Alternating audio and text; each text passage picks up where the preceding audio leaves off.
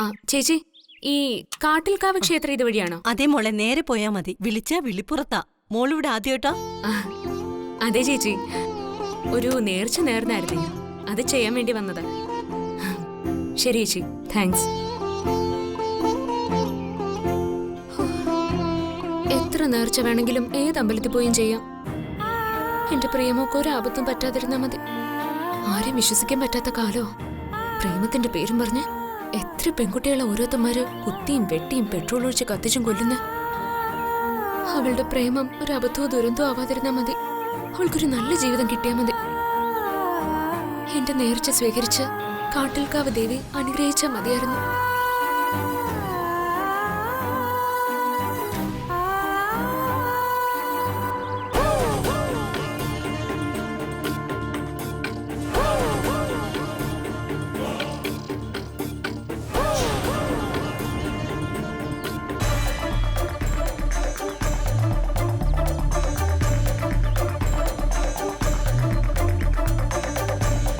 ഇവനെന്താ ഇവിടെ?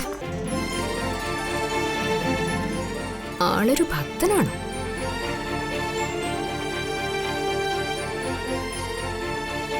കാണാൻ നല്ല സ്റ്റൈലൊക്കെ ഉണ്ട്. ചുമ്മാതല്ല പെണ്ണ് വീണുപോയത്. പ്രിയ ഭാഗ്യമുള്ളവളാ. നല്ല ദൈവവിശ്വാസമുള്ള ചെക്കനെയല്ലേ സ്നേഹിച്ചത്. അല്ലേലും എന്റെ അനിയത്തിയല്ലേ അവള്. അവളങ്ങനെ മേലും കീഴും നോക്കാതെ അബദ്ധത്തിൽ പോയി ചാടില്ല. ഒന്ന് വിശദമായിട്ട് കണ്ട് സംസാരിക്കണമെന്ന് കരുതിയതാ. അത് ഇത്രയും വേഗം സാധിക്കുമെന്ന് ഞാൻ കരുതിയില്ല. ക്ഷേത്രത്തിൽ വന്ന് തൊഴുത് പ്രാർത്ഥിക്കും മുമ്പ് ദേവി അനുഗ്രഹിച്ചു. കാണേണ്ട ആളെ എന്റെ മുമ്പിൽ കൊണ്ടുവന്ന് നിർത്തി. വിശദമായിട്ട് കാര്യങ്ങൾ ചോദിച്ച് മനസ്സിലാക്കാം.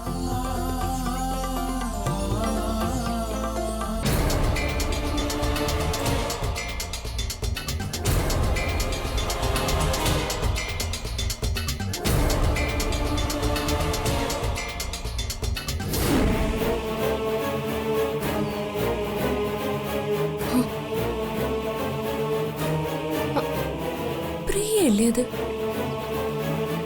ഇവളിപ്പോ ഇവിടെ എത്തി? ഓ, എന്നെക്കാളും മുമ്പ് കൂട്ടുകാരുടെ കല്യാണത്തിന് പോണെന്ന് പറഞ്ഞ് വീട്ടിൽ നിന്ന് ഇറങ്ങിയത് ഇതിനായിരുന്നല്ലേ? രണ്ടുപേരും കൂടി പ്ലാൻ ചെയ്ത ക്ഷേത്ര ദർശനം. രണ്ടിന്റെയും പ്രേമം ഞാൻ ഇന്ന് ശരിയാക്കി തരാം. എടി കൊച്ചേ, നീ ഒന്ന് അവിടെ നിന്നേ. എന്താ ചേച്ചി? നീ ആ സുധാകരേട്ടന്റെ മോളല്ലേ? അതെ. ഞാൻ മോളോടൊരു കാര്യം ചോദിക്കാൻ കാത്തിരിക്കായിരുന്നു. നമുക്കേ പിന്നെ കാണാം. എനിക്ക് ഒരു അത്യാവശ്യമുണ്ട്. നിക്ക് മോളെ എവിടെ?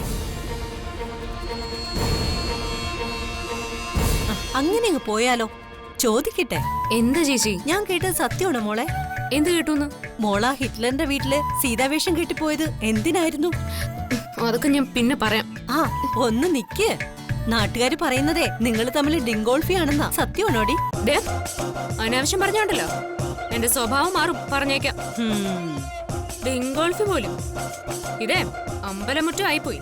ഇല്ലെങ്കിൽ ഞാൻ നല്ല ചുട്ട മറുപടി തന്നേനെ. പോയിക്കോ എന്റെ മുമ്പിന്ന്. ഇനി ഒരു അക്ഷരം വേണ്ടി ഉണ്ടല്ലോ, രണ്ട് കണ്ണ് ഞാൻ കുത്തിപ്പൊട്ടിക്കും, പറഞ്ഞേക്കാം. എന്താ ഇനി വേറെ വല്ലതും കൂടി അറിയണോ? അയ്യോ വേണ്ടായേ, എനിക്കൊന്നും അറിയണ്ട. ഞാൻ ചോദിച്ചതെങ്കിൽ തിരിച്ചെടുത്തു. ആയിക്കോട്ടെ. അയ്യടാ, ശൃംഗാരിക്ക് എന്തൊക്കെ അറിയണം. ഡിങ്കോൾഫിയാണ് പോലും. അവരിതവിടെ പോയി. കുഴപ്പമില്ല, അമ്പലത്തിന് മുന്നിൽ കാണും. കൃഷ്ണ, ഗുരുവായൂരപ്പ, എന്റെ മോനൊരു ജീവിതം കിട്ടണമെന്ന് ഞാൻ ആഗ്രഹിച്ചു. അതിനുവേണ്ടി ഞാൻ ഒരുപാട് തവണ പ്രാർത്ഥിച്ചു. ഇങ്ങനെ അപമാനിക്കപ്പെടാൻ എന്റെ മോൻ എന്ത് തെറ്റാ ചെയ്തത്? ആ കുട്ടി വന്ന് അവന് എന്തെല്ലാം പറഞ്ഞു. അവന്റെ ജീവിതത്തിലെ ദുഃഖവും ദുരിതവും കണ്ട് മതിയായില്ലേ നിനക്ക്? ഇരുള് വീണുപോയ എന്റെ മോന്റെ ജീവിതത്തിൽ ഒരു തിരി വെളിച്ചമെങ്കിലും നീ കാണിച്ചു കൊടുക്കാത്ത എന്താ ഭഗവാനെ? ഇനിയും എന്റെ മകനെ അപമാനത്തിന്റെ കടലിലേക്ക് തള്ളിയിടല്ലേ കണ്ണ. അമ്മേ, ഇങ്ങനെ സങ്കടപ്പെടല്ലേ. എന്റെ സങ്കടം ഈ കള്ള കണ്ണനോടല്ലാതെ പിന്നെ ആരോടെ ഞാൻ ഷെയർ ചെയ്തത്? കണ്ടില്ലേ, ലുക്ക്, ആ കള്ള സ്മൈല്. എല്ലാം ഹിം നോ. അവൻ അറിയാത്തായി നോ മാറ്റർ. എല്ലാം അറിയുന്നവനാ ഈ കള്ളക്കണ്ണൻ. ഇപ്പൊ ഡിക്ക് അനുഭവിച്ച എല്ലാ അപമാനത്തിനും അമ്മയുടെ ഈ കണ്ണീരിനും ഞങ്ങള് കാരണക്കാരായി. സോറി അമ്മേ. സാരമില്ല. ആ പെൺകുട്ടി ഈ വീടിന്റെ മരുമകളായി കാണണമെന്ന് മനസ്സുകൊണ്ട് ഞാനും ആഗ്രഹിച്ചു പോയി. അമ്മായിമ്മയുടെ സ്ഥാനത്ത് അവള് വരണമെന്ന് നിങ്ങളും ആഗ്രഹിച്ചില്ലേ? പക്ഷേ ഭാഗ്യമില്ലാണ്ടായിപ്പോയി. ആ കുട്ടിക്ക് മാത്രമല്ല, എന്റെ മോനും ഈ അമരാവതിക്കും ഭാഗ്യമില്ലാണ്ടായിപ്പോയി. ഇനിയെങ്കിലും എന്റെ മോന് നല്ലൊരു കല്യാണാലോചന വരണേ കണ്ണ. കുചേലനെ കുബേരനാക്കിയവനല്ലേ കണ്ണാ നീയ? അത്ഭുതങ്ങളുടെ മായ ലോകത്തു നിന്ന് യുദ്ധം ജയിച്ചവനല്ലേ? ഇവിടെയും ഒരത്ഭുതം നടക്കണം. എന്റെ മോന്റെ മനസ്സിനിണങ്ങിയ ഒരു പെണ്ണ്.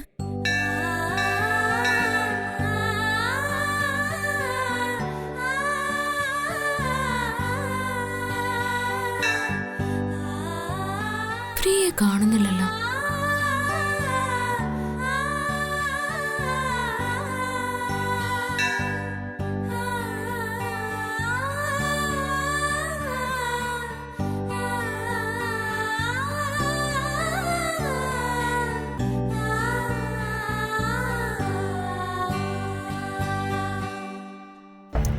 താനെ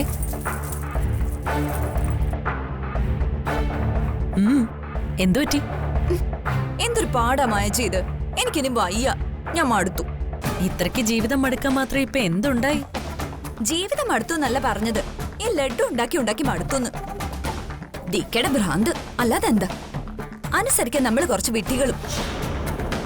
ചത്തുപോയ ഭാര്യയുടെ ഫോട്ടോയ്ക്ക് മുന്നില് എന്ന് ലഡ്ഡു ഉണ്ടാക്കി വെക്കണം പോലും. മഹാരാജാവിന്റെ ഉത്തരവല്ലേ, അനുസരിച്ചല്ലേ പറ്റൂ. ഇതൊക്കെ ചെയ്ത ചത്തുപോയ പെണ്ണുമ്പിള്ള തിരിച്ചു വരുന്ന ആ ഭ്രാന്തൻ ഡിക്കയുടെ വിചാരം. കഷ്ടം. ഈ ഡിക്കയുടെ ഒരു പിരിയല്ല, തലയിലെ മുഴുവൻ പിരി ലൂസായി പോയെന്നാ എനിക്ക് തോന്നുന്നത്. എല്ലാ ദിവസവും ലഡ്ഡു ഉണ്ടാക്കി ഫോട്ടോയ്ക്ക് മുന്നിൽ വെക്കണം, എന്നിട്ട് വൈകുന്നേരം എടുത്ത് കാക്കയ്ക്ക് കൊടുക്കും. അല്ലാതെ എന്താ? മതി, നിർത്ത്. ആരും കേൾക്കണ്ട നിന്റെ വർത്തമാനം. സുപ്രിയാന്റിക്ക് ഏറ്റവും ഇഷ്ടമുള്ള പലഹാരം ലഡ്ഡു ആയിരുന്നു. അതുകൊണ്ടാ അവര് മരിച്ചിട്ടും ഡിക്ക് നമ്മളെ കൊണ്ട് ഇത് ചെയ്യിക്കുന്നത്. ഇതൊരു ഭ്രാന്തായിട്ട് നീ കണക്കാക്കരുത് താരെ. ഡിക്ക് സുപ്രിയാന്റി നൽകിയ സ്നേഹത്തിന് ഡിക്ക് ഇങ്ങനെ കടം വീട്ടുന്നു എന്ന് കരുതിയാ മതി. ഇതെന്താ ലോക ബാങ്കോ? കടം വാങ്ങാനും വീട്ടാനും? എന്റെ മായേച്ചി ചത്തവരോ ചത്തു എന്ന് വെച്ച് മറ്റുള്ളവർക്ക് അവരെ ഓർത്ത് മാത്രം ജീവിക്കാൻ പറ്റുമോ? അവരെക്കാൾ സുന്ദരിയായ നല്ലൊരുത്തിയെ കല്യാണം കഴിച്ച് അടിച്ചു പൊളിച്ചങ്ങ് ജീവിക്കണം. അല്ലാതെ പിന്നെ ആ സിത്തരഞ്ഞ മുന്നിൽ കൊണ്ടു നിർത്തിയതല്ലേ. അവളെ പോലൊരു സുന്ദരി പെണ്ണിനെ വേണ്ടെന്ന് ആരെങ്കിലും പറയൂ? ആരും പറയില്ല, പക്ഷെ അയാള് പറഞ്ഞു. എന്നിട്ടോ തിരിച്ചു പോവാൻ ഒരു ടാക്സിയും വിളിച്ചു കൊടുത്തു. ഇതുപോലൊരു കൊച്ചു പെണ്ണിനെ കല്യാണം കഴിക്കാൻ അവസരം കിട്ടിയ ബുദ്ധിയുള്ള ആരെങ്കിലും അത് വേണ്ടെന്ന് വെക്കോ? അത് ശരി. അപ്പൊ ബന്ധുക്കളെ ഇവിടെ കൊണ്ടുവന്ന് അമരാവതിയുടെ അധികാരം പിടിക്കാനുള്ള ശ്രമമാണോ നീ നടത്തുന്നത്? അയ്യോ എന്റെ പൊന്നെ, എനിക്ക് ഒരധികാരം വേണ്ടായേ. ഇനി ഞാൻ ഒരാളെയും കൊണ്ടുവരുന്നുമില്ല. നമ്മൾ എത്ര നല്ല ചെയ്താലും അത് മനസ്സിലാക്കാൻ ഇവിടെ ആരും ഇല്ലല്ലോ. അധികം നാടകം കളിക്കല്ലേ താരെ. നിന്റെ മനസ്സിലിരിപ്പ് എനിക്ക് നന്നായിട്ട് അറിയാം. നാടകം കളിച്ചതും വേഷം കെട്ടിയതും ഞാനാണോ? അത് അവളല്ലേ, ജ്യോതി. അവള് വന്ന് നാടകം കളിച്ച് എല്ലാരും വെട്ടികളാക്കി പോയില്ലേ? ജാനകിയാണ് പോലും, ജാനകി കള്ളി. ഇതിനൊക്കെ കാരണം മായച്ചിട പിടിപ്പേട് തന്നെയാ. അവൾക്ക് പകരം എന്റെ അനിയത്തി സിത്താരയായിരുന്നെങ്കിലേ ഇപ്പൊ ഡിക്കയുടെ രണ്ടാമത്തെ ആദ്യ രാത്രി കഴിഞ്ഞേനെ. എന്നാ പിടിക്ക്, കൊണ്ടു കൊടുക്ക. ചത്തുപോയ സുപ്രിയാന്റിയുടെ ആത്മാവിന് കഴിക്കാനുള്ള ലഡ്ഡു ഞാൻ എന്റെ പാട്ടിന് പോവാ.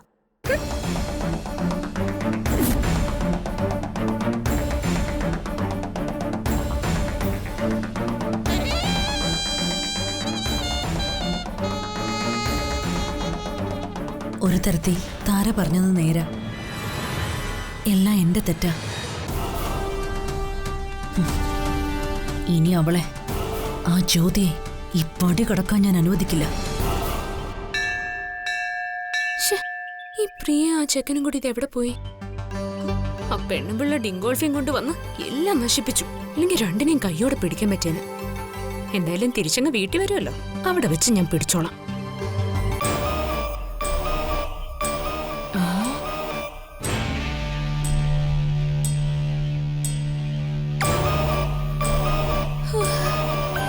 ഞാൻ എവിടെ പോയാലും നിങ്ങൾ അവിടെ കാണുമല്ലോ. നിങ്ങൾ എന്തിനാ എപ്പോഴും എന്റെ പിന്നാലെ ഇങ്ങനെ നടക്കുന്നേ? എനിക്ക് നിന്നോട് കുറച്ച് സംസാരിക്കണം.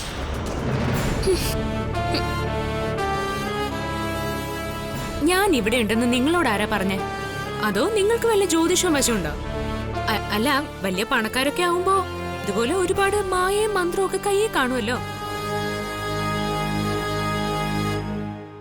അല്ല, ഇതെന്താ ഞാൻ ഇത്രയും പറഞ്ഞിട്ട് ഒരു മറുപടി ഇല്ലാത്ത? പ്രതികരണ ശേഷിയൊക്കെ നഷ്ടപ്പെട്ടു പോയോ?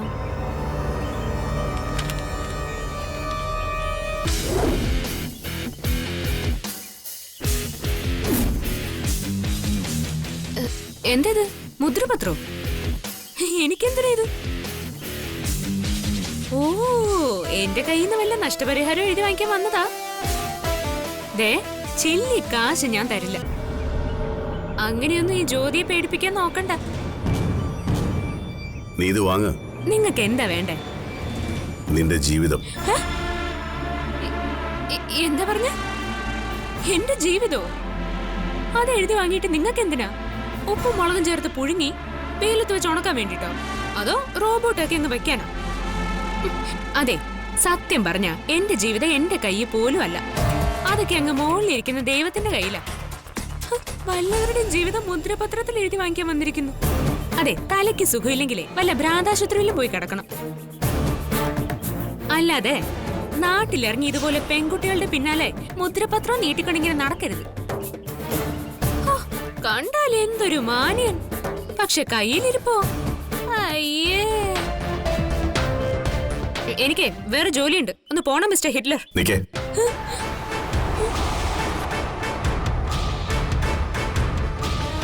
ഇത് എന്റെ മരിച്ചുപോയ ഭാര്യയുടെ തീരുമാനമാണ്. അവളാ നിന്നെ സെലക്ട് ചെയ്തത്.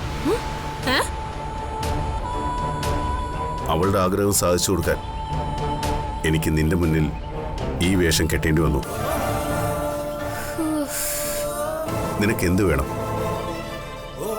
കാറ്, ബംഗ്ലാവ്, പണം, സൗകര്യങ്ങൾ, നീ ചോദിക്കുന്ന എന്തും ഞാൻ തരും. നീ എന്നെ വിവാഹം കഴിക്കണം.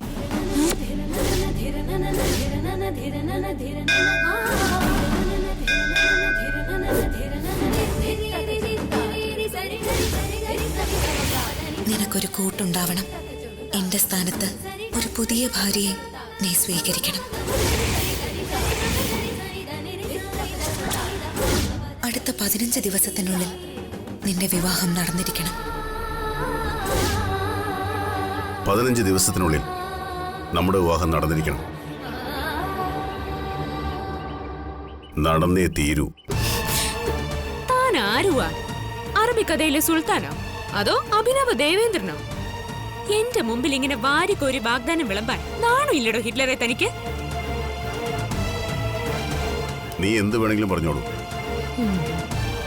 പക്ഷെ ആകാശം ഇടിഞ്ഞു വീണാലും സമുദ്രം വറ്റി വരണ്ടാലും നമ്മുടെ വിവാഹം നടന്നേ പറ്റൂ. നടന്നേ പറ്റൂന്നോ?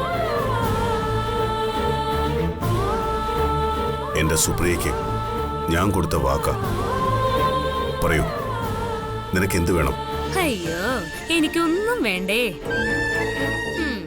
എന്നോട് പ്രതികാരം ചെയ്യാനുള്ള പുതിയ അടവം കൊണ്ട് വന്നിരിക്കുകയാണല്ലേ? എനിക്കൊന്നും മനസ്സിലാവില്ലെന്നാണോ തന്റെ വിചാരം?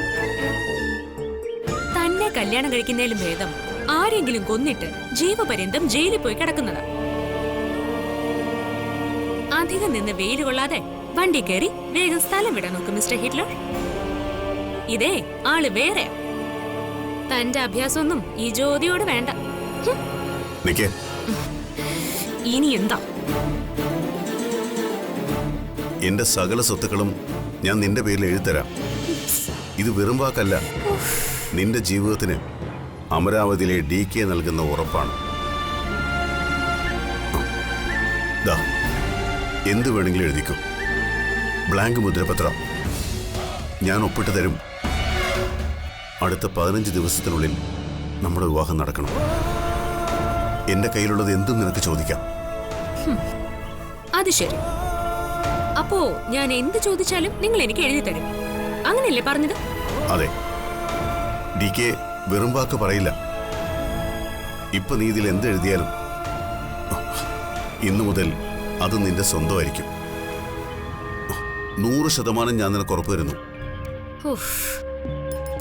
ശരി, എന്നാ പിന്നെ ആ മുദ്രപത്രം ഇങ്ങതാ. ഓ,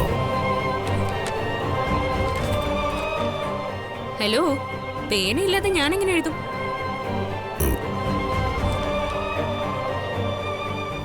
ഹും. അപ്പോ ഇതിനകത്ത് എന്തും എഴുതാം അല്ലേ? എഴുതാം.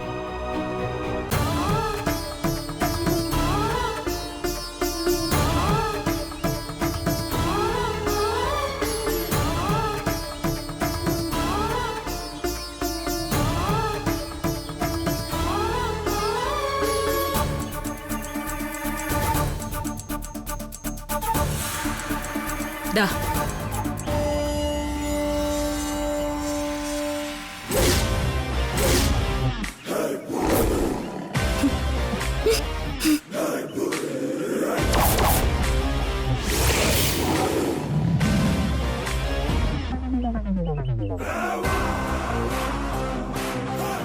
എന്താ ഇത്? താനേ ഈ നമ്പറിൽ ഡയൽ ചെയ്താൽ മതി. തനിക്ക് വേണ്ടത് അവര് തന്നോളൂ. ആരുടെ നമ്പറാ ഇത്? അയ്യോ, അറിയത്തില്ലയോ? ഇത് ഈ നാട്ടിലെ ഭ്രാന്താശുപത്രിയുടെ നമ്പറാ.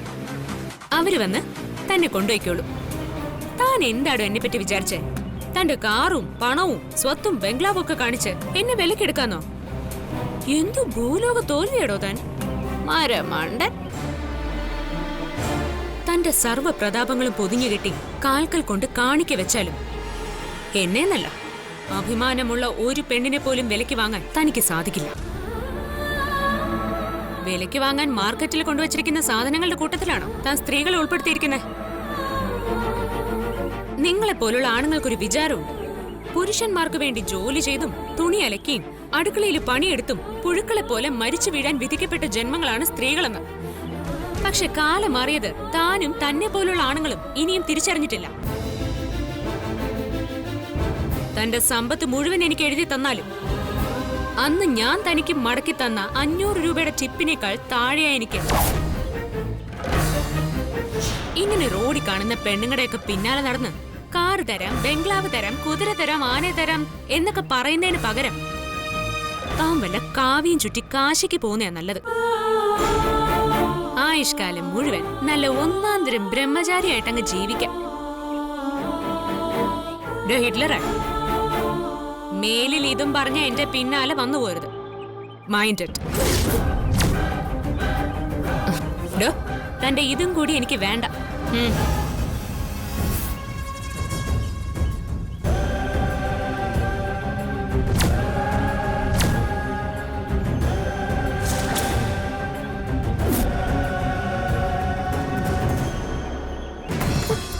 ഇയാൾക്ക് ശരിക്കും വട്ടാണെന്നാ തോന്നുന്നു.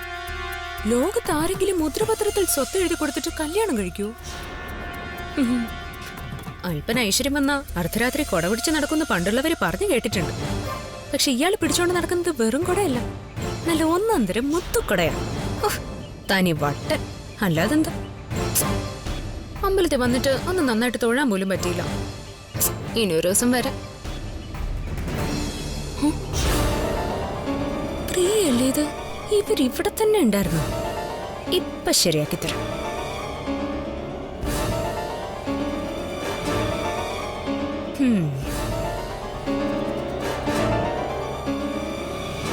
പ്രിയേ,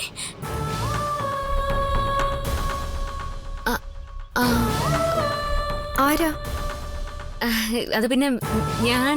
എന്നെ പരിചയമുണ്ടോ? ഇല്ല, സോറി, ഞാൻ പ്രിയയാണെന്ന് കരുതി. എനിക്ക് മനസ്സിലായി. ആള് മാറിപ്പോയതല്ലേ? ആള് മാറിപ്പോയി. ഞാനേ എന്റെ അനിയത്തിയാണെന്നാ വിചാരിച്ചെ. സോറി. അത് സാരില്ല, ഇതൊക്കെ ആർക്ക് സംഭവിക്കാവുന്ന കാര്യങ്ങളല്ലേ. എന്നാ ശരി, ഞാൻ പോട്ടെ. എന്റെ ഹസ്ബൻഡ് വെയിറ്റ് ചെയ്യുന്നുണ്ട്. ഹസ്ബൻഡോ? എവിടെ? ദേ ആ നിൽക്കുന്നതാ എന്റെ ഹസ്ബൻഡ്.